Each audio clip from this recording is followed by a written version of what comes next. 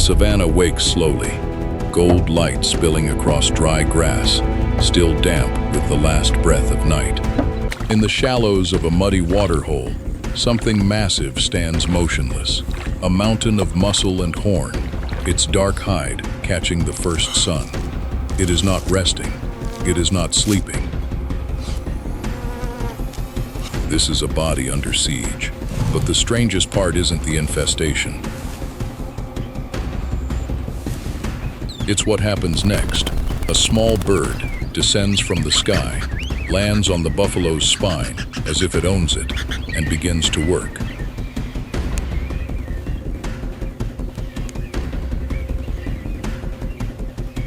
The buffalo does not flinch. It does not shake her off.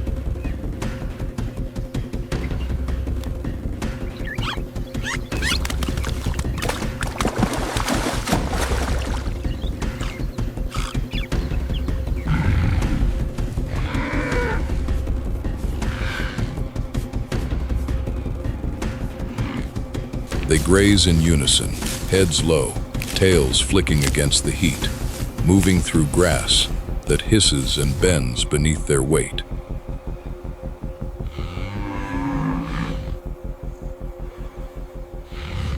His eyes are small and dark, set into a face that seems permanently unimpressed by the world around him.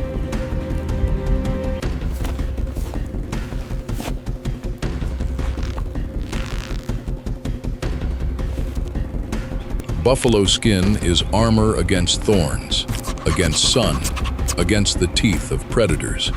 But it is also, unavoidably, a landscape. Warm, moist, rich with blood just beneath the surface. They cling to the buffalo's ears, its eyelids, the soft skin beneath its tail, anywhere the animal's own mouth and hooves cannot reach.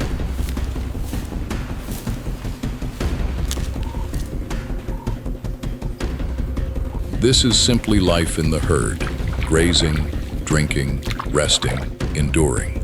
But endurance has its limits. As the dry months stretch on, water grows scarce, and grass turns to straw. The herd must travel farther to survive, and every extra weight becomes a cost the body cannot afford to carry. A few ticks cost nothing. Thousands can weaken even the strongest bull, draining him one small mouthful at a time, opening wounds that swell and blister, inviting infection into a body already pushed to its edges.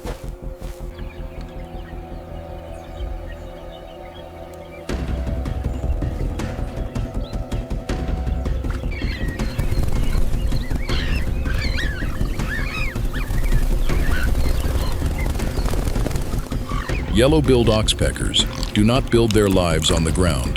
Their world is the backs of giants: buffalo, giraffe, rhino, zebra, a shifting, breathing landscape they call home.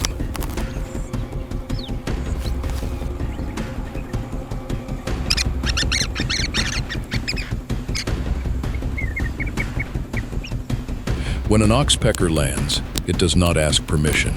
It simply begins, gripping the buffalo's spine with practiced ease, working down through wiry hair toward the skin beneath. Neither creature understands the arrangement as anything sentimental, but out here, in a world without mercy, an arrangement that works is its own kind of miracle.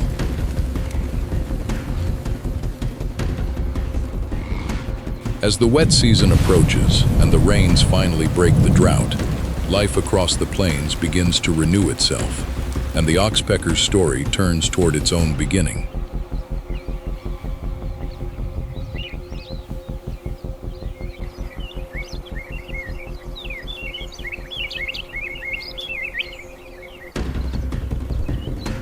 The female lays her eggs in secrecy, hidden from snakes, from raptors, from the wandering eyes of predators, drawn to anything small and vulnerable.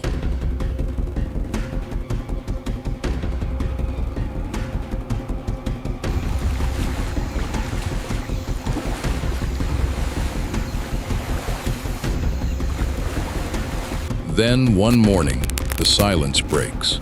A tiny crack spreads across the surface of a shell.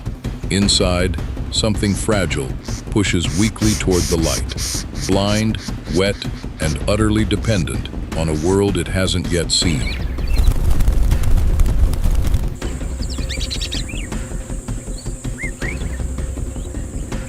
Each feeding is a small miracle, repeated dozens of times a day, proof that somewhere out on those endless plains, giants are still walking, still carrying the resource this family depends on.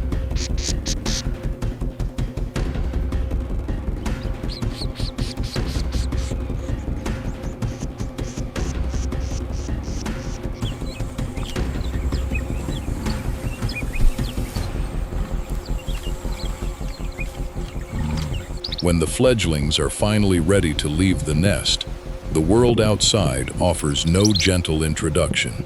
There is no practice ground, no safe rehearsal. The first flight is short, clumsy, uncertain, wings still learning their own strength. But instinct pulls the young bird toward the herd, toward the shapes it has never touched, but somehow already understands.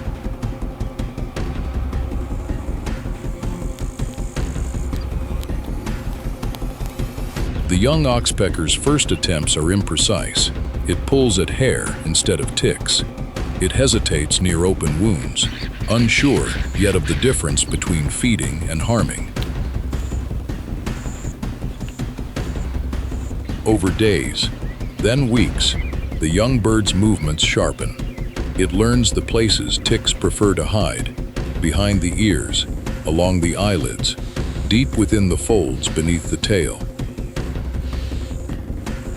Meanwhile, the herd moves on, indifferent to the small dramas unfolding on their backs, carrying with them an entire hidden ecosystem of birds who now depend on them completely.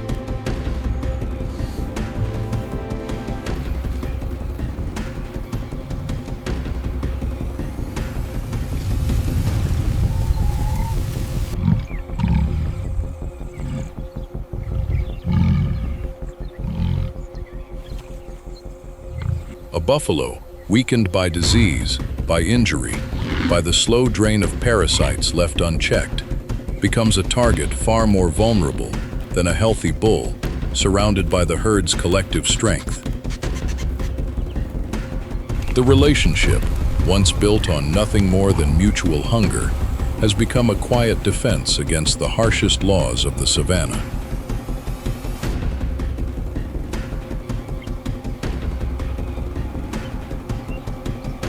Still, for now, on this particular morning, beneath this particular sky, the arrangement holds.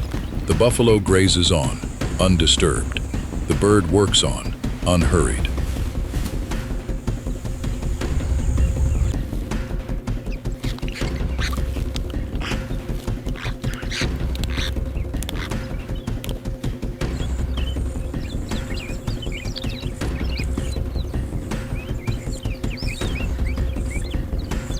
And on the buffalo's back, perhaps this one, perhaps another, from the same herd, the cycle continues almost exactly as it began. Ticks gather in the folds of thick hide. A bird descends. The work begins again.